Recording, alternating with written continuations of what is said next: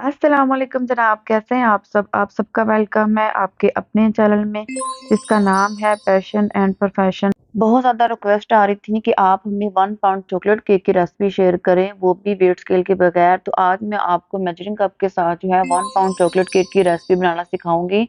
तो आपने वीडियो को एंड तक देखना है और किसी भी पार्ट को स्किप नहीं करना है। सभी पार्ट में मेन जो बातें मैं आपको साथ साथ बताती जाऊंगी ताकि आपको बेकिंग करते वक्त विदाउट अवन अच्छे से समझ आ जाए। तो आज की हमारी रेसिपी बहुत ही म्यारी और कम बजट वाले चॉकलेट स्पंज केक की है। तो चलते हैं अपनी रेसिपी की तरफ। चूल्हे की खस्ता हालत को इग्नोर कर कर चूल्हे की आंच पर गौर करते हैं और आपने यहाँ पर चूल्हे की आंच सिर्फ इतनी ही रखनी है, स्टार्ट से लेकर एंड तक, और पतीले को प्री हीट होने के लिए रख देना है। प्री हीटिंग के लिए आपने उस पतीले का इंतखाब करना है जिस पतीले के अंदर आपका मोल्ड पूरा आ जाए और उसके अंदर इस तरीके का कोई स्टैंड आ जाए। ये स्टैंड कोई ज़रूरी नहीं है ये स्टैंड ले, इस तरह की कोई प्लेट ले लें, प्लेट ना हो तो भाई इस तरह का कोई ढक्कन ले लें। जो आपके पास मौजूद हो आपने उसका इस्तेमाल करना है जिसके ऊपर आपका मोल्ड पूरा आ जाए। ठीक है, मोल्ड पूरा आ जाए, उसका साइज पूरा आ जाए, ऊपर जब हम ढक्कन दे तो मोल्ड जो है पतीले के ढक्कन के साथ चिपके ना। और यहाँ पर मैं इस वाले जो प्लेट है उसका इस्तेमाल कर रही हूँ क्योंकि मेरे जो पतीला है उसकी हाइट कम है। तो जो मेरा मोल्ड है वो ऊपर वाली साइड पे पतीले के ढक्कन को ना लगे, इस वजह से मैं इस प्लेट का इस्तेमाल कर रही हूँ। और यहाँ पर मैं आपको अपना मोल्ड रखकर दिखा रही हूँ कि ये मोल्ड रखने के बाद जब मैं ढक्कन रखती हूँ तो यहाँ पर ढक्कन और मोल्ड के दरमियान स्पेस है। मोल्ड जो है ढक्कन को जाकर टच नहीं हो रहा, इस वजह से मैं इस प्लेट का इंतखाब कर रही हूँ। और यहाँ पर जो मैंने मोल्ड लिया है कोई प्रॉपर प्रोफेशनल मोल्ड नहीं है, ये सिल्वर और स्टील की एक पतीली है जिसकी चौड़ाई 5.5 इंचीज है और जो उसकी हाइट है वो ज्यादा है। तो यहाँ पर जो कमर्शियल साइज चलता है पाकिस्तान के अंदर 1 पाउंड केक का वो 6 इंचज का होता है। तो जो मैंने पतीली यहाँ पे इस्तेमाल की वो 5.5 इंचज की है लेकिन उसकी हाइट ज्यादा है, तो इस वजह से जो उसका बैटर है वो बाहर नहीं गिरेगा। अब आ जाए वेट स्केल की तरफ। यहाँ पर पहले आप चीज़ों का वेट देख लें, उसके बाद जो है मैं आपको मेजरिंग कप के साथ जो है इनका वेट करना और इनकी मिकदार कितना हमने इस्तेमाल करना है वो बताऊंगी।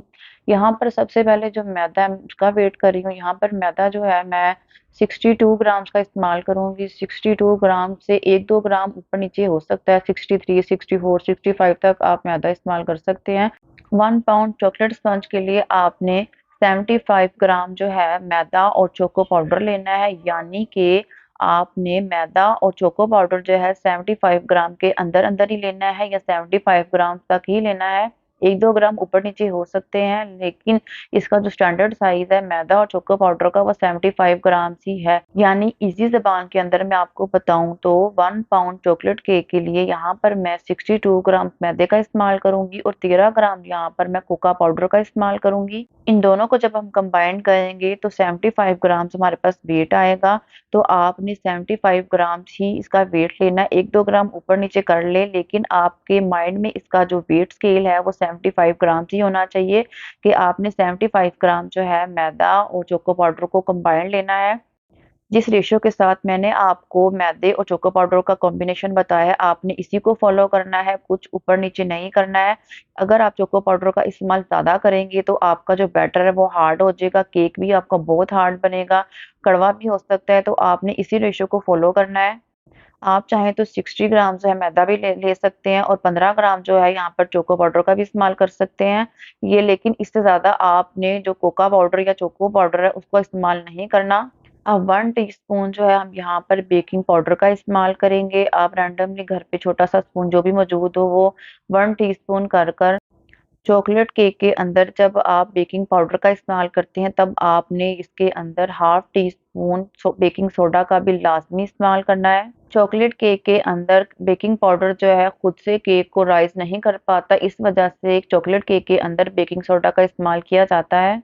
और मैं आपको बगैर बेकिंग पाउडर और बगैर बेकिंग सोडा के भी केक बनाना बता चुकी हुई हूँ। अगर आपने मेरी वीडियो नहीं देखी तो ऊपर आई बटन में उसका लिंक दे दूंगी, आप वो भी जाकर देख सकते हैं। इस वीडियो के अंदर मैं आपको बेकिंग पाउडर और बेकिंग सोडा का भी इस्तेमाल बता रही हूँ।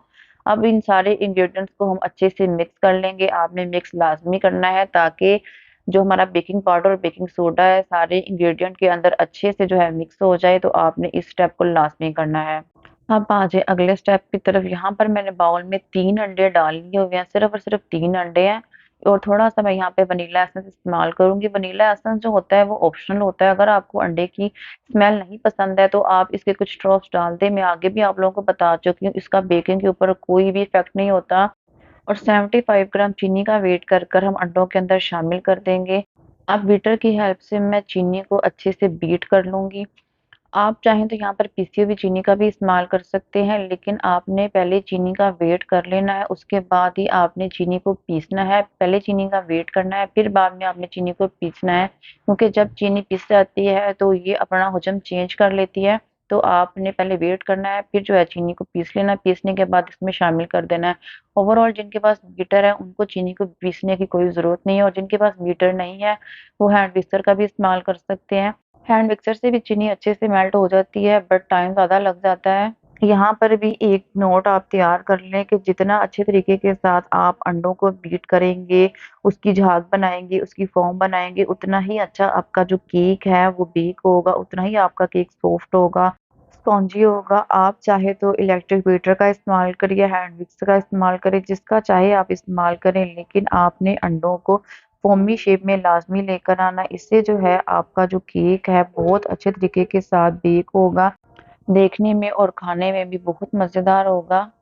चीनी अच्छे से मेल्ट हो गई है, आप देख सकते हैं कि यहाँ पर जो है हमारे अंडे चीनी का जो बैटर है उसकी लेयर्स बन रही हैं, बिल्कुल रिबन की फॉर्म में आ रहा है। तो इसका मतलब ये है कि बिल्कुल परफेक्ट जो है चीनी मेल्ट हो चुकी है। आप चाहें तो इसके अंदर फिंगर्स डालकर चेक भी कर सकते हैं। मैं बता सकती हूँ कि ये जो चीनी अच्छे से मेल्ट हो चुकी हुई है। आप चाहें तो यहाँ पे ग्लव्स का इस्तेमाल करें, यहाँ पे मैंने हैंड वॉश कर ली है अच्छे से।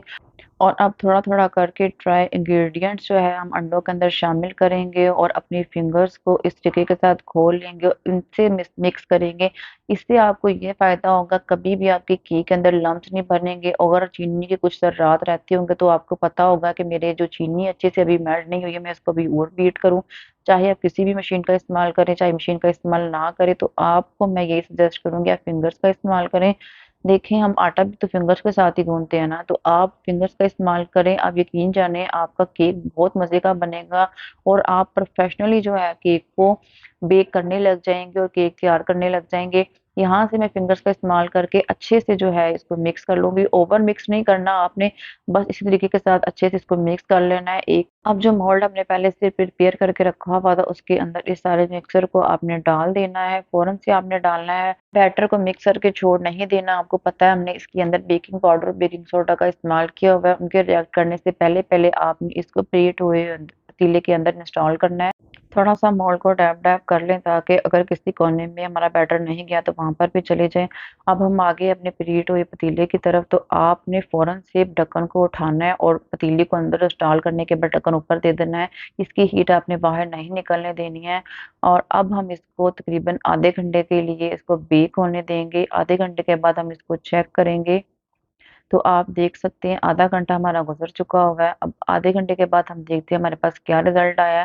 पहले मैं ऊपर से देख लूँगी कोई बबल्स नज़र आ रहे हैं या नहीं नज़र आ रहे। मुझे बबल्स नहीं नज़र आ रहे, तो मैंने इसका ढक्कन उठा लिया है। अब आप देख सकते हैं कि मोल्ड के अंदर बबल्स बने ज़रूर हैं, लेकिन उनके ऊपर कोई भी पानी वाला ज़र्रा नज़र नहीं आ रहा है। उसकी वजह ये है कि बेक अच्छे तरीके के साथ केक हो चुका हुआ है। आप चाहें तो छुरी, नाइफ़, चम्मच जिस चीज़ का इस्तेमाल करना चाहें कर सकते हैं, लेकिन मुझे ऊपर से ही नज़र आ रहा है, इस वजह से मैं चेक नहीं करूँगी। अब हम इसे पतीले से निकाल कर ठंडा होने के लिए रख देंगे। पतीले को प्री हीट होने के लिए रखने के बाद आपको दूसरे स्टेप में अपने मोल्ड को प्रिपेयर करना होता है। तो मोल्ड को प्रिपेयर करना मैं अपने पहले भी केक वाली वीडियोस में बता चुकी हुई हूँ।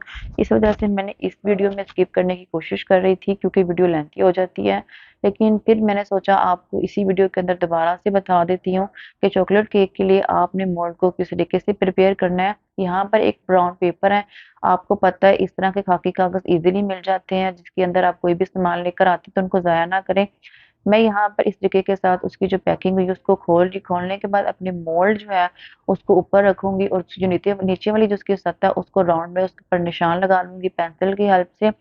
पेंसिल की हेल्प से निशान लगाने के बाद दोबारा से अपना जो मोल्ड है उसको उल्टा रखूँगी। उसी पेपर की एक और पेपर को लूँगी और उसको फ़ोल्ड करके देखूँगी। इसकी राउंड वाली जो साइड है वहाँ पे भी मैं इस पेपर को लगाऊँगी। इसे ब्राउन पेपर या खाकी पेपर भी कहते हैं। इसकी वजह ये है कि जब साइडें होती हैं चॉकलेट केक की, तो वो अक्सर जो है वो ड्राई हो जाती हैं, ज़्यादा जो है पक जाती हैं। तो अगर आप साइड पे भी पेपर लगा लेंगे चॉकलेट केक के लिए, तो आपका जो केक है साइडों से कभी भी हार्ड नहीं होगा, बहुत मज़े का बनेगा, बहुत सॉफ्ट बनेगा।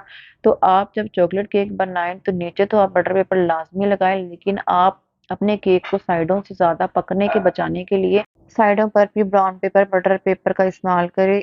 अब खाने वाला जो कुकिंग ऑयल होता है, उसी से जो है मैं अपने जो मोल्ड है उसको ग्रीस करूँगी। आप चाहे किसी ब्रश का इस्तेमाल करिए या फिंगर्स का इस्तेमाल कर लें, जो हमने पेपर कटिंग करके रखा हुआ था उसको नीचे वाली सतह पर लगाएँगे और साइड पर भी लगाएँगे। अगर थोड़ा-सा आपका पेपर बड़ा हो तो उसको आप कटिंग कर सकते हैं और मोल्ड यहाँ पर हमारा बिल्कुल प्रिपेयर हो जाएगा। मैं आप सबको हमेशा कहती हूँ कि बेकिंग के लिए आप व्हीट स्केल का इस्तेमाल करें, लेकिन रिक्वेस्ट की वजह से मैं आपको अब कप्स का बता रही हूँ।